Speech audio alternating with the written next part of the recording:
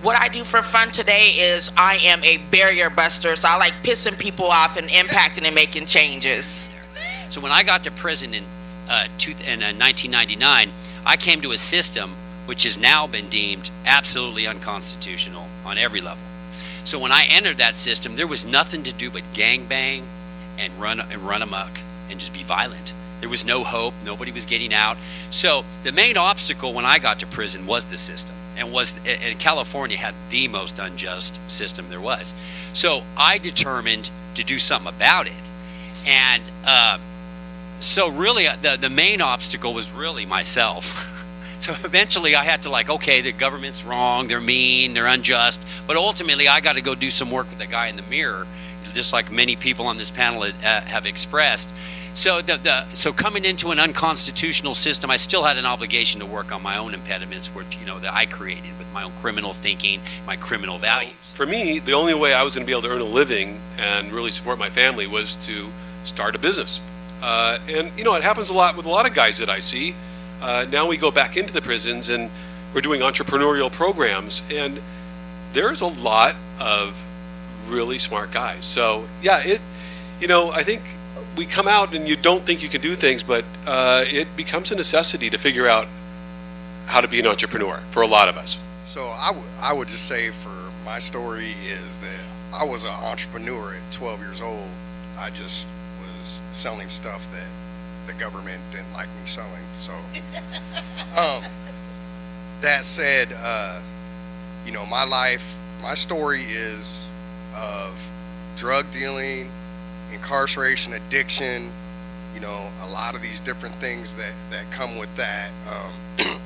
And so going to prison and stuff, for me, you don't get any kind of rehabilitation, and so I decided to rehabilitate myself because I was tired.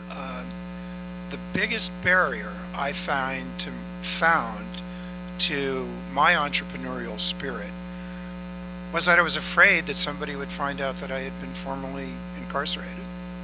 And so it's been very interesting over the last 10 years to kind of not lead with the fact that I spent time in the joint, but now I take a different tack, come out of the closet, so to speak, and say, if you think you don't know an ex-felon, guess who's next to you?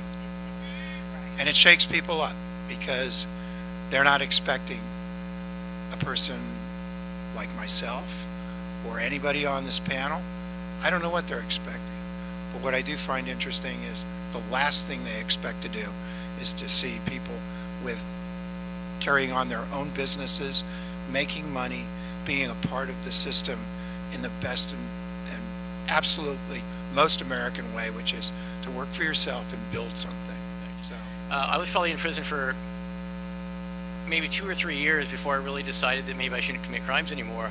I was just kind of figuring out how to do it better. It's like in my case, my partner got caught, he got 1 year, I got 15. So I was like, well, I just won't have a partner anymore. I'll just kind of do it differently. So it wasn't so much that I was doing the wrong thing, I was just doing it the wrong way. So then, once education got good to me, I kind of changed my mind. And then that's kind of the mental part. You kind of decide where you want to go and what you should or shouldn't be doing. And then the mechanical part is when you actually get out, where are you going?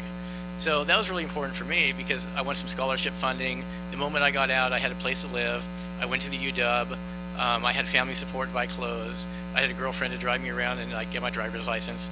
Like all these little things, right? But it's a big deal. It's amazing because the story is, shouldn't you be excited that this guy wants to better himself and go to school? But that's not the way it is. So, and that's just one example. I have like 50 more examples of my biggest roadblock every time for my education was the education department.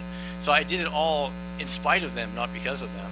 And that's really what I'm trying to change. All the work I do, you have to get people that were in. You have to get people that were in that population who have succeeded to mentor them through it. Those are the most. I mean, they're not the only types of people that could help that population, but that's what comes up for me. If it requires, getting people that have succeeded and that someone they can relate to. So when you're making that statement, how can I help? Oh, there's lots of ways. We can put you to work, right? We can put you to work. So yes, get involved. mobilize your community members, your friends. Like you said, we have to spread the word just by word of mouth. Even being the work that I do, I couldn't do it by myself. So I had to find like-minded people who had the same purpose, same goal, that was willing to help us get to make, that we can make a difference.